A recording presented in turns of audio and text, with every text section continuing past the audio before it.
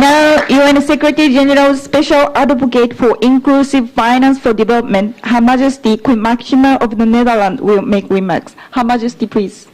Mr. Abe, Excellencies, ladies and gentlemen, it is really exciting to be with you at this important event.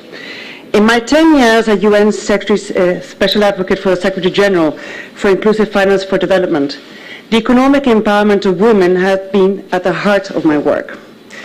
It has also been an important topic in my role as the honorary patron of the G20 Global Partnership for Financial Inclusion. All of us have an extraordinary opportunity to unleash the economic potential of women. If women had an identical role in labor markets as men, up to $28 trillion would be added to the global GDP by 2025. Needless to say, what would it mean for families, education of children, and their overall well-being if women are economically empowered? Today, I would like to highlight 3 essential actions that we can take to make this a reality. First, we must bridge the digital divide if we want to enable the women to embrace all the opportunities that have been offered by the 4th Industrial Revolution.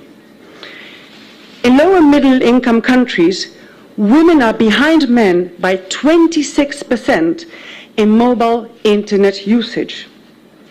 This, while the most promising modern solutions for economic empowerment, such as mobile banking, rely upon technology and digitization.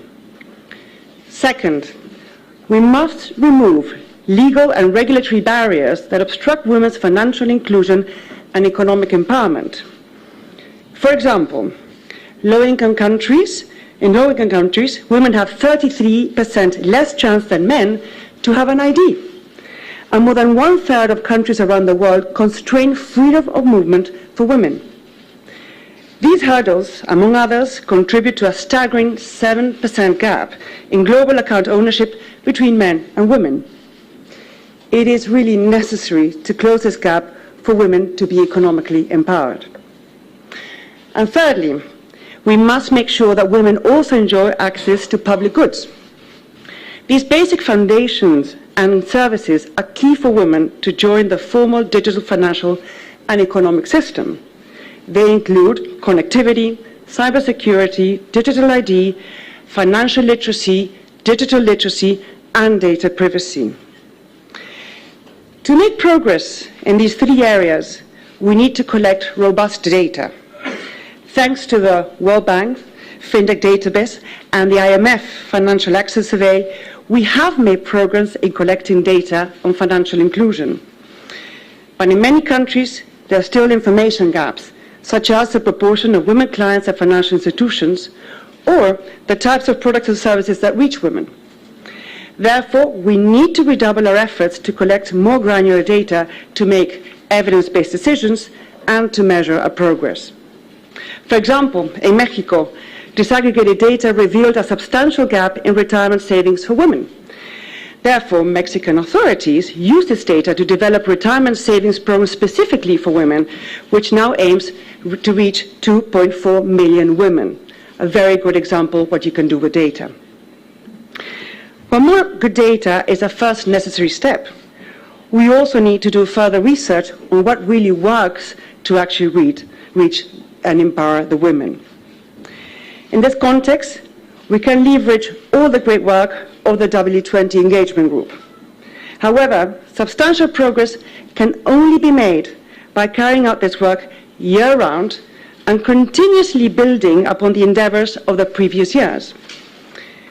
With that in mind, I am very pleased to introduce the W20 Acceleration Platform for Women's Economic Empowerment. This platform will boost our capacity to collect data, conduct research on public goods, and develop recommendations for policies that release the economic power for women. It will bring continuity and strength to the work of the W20. And it will, above all, focus on implementing recommendations on financial inclusion, digital inclusion, and labor inclusion in different countries. We hope that through the platform, we can build on the strong momentum and really spur action. Ladies and gentlemen, before I conclude, I'd like to express how very honored I am to see the G20 Troika's support. And I want to note that it was Chancellor Merkel who was the first person to discuss this idea with us. I'm most extremely pleased to see Prime Minister Abe here and grateful for his efforts to advance women's economic empowerment, certainly in Japan with Womenomics. And of course, President Macri for a wonderful work on the W20 last year. I'm counting on the support of everyone in this room to achieve the economic empowerment of women. This is particularly true for male leaders. This is an issue that is as important for men as it is for women. And we need you all if we want to really achieve success. I'll count on your leadership, your example, and your determination. Thank you very much. Thank you very much, Her Majesty. Now, advisor to the President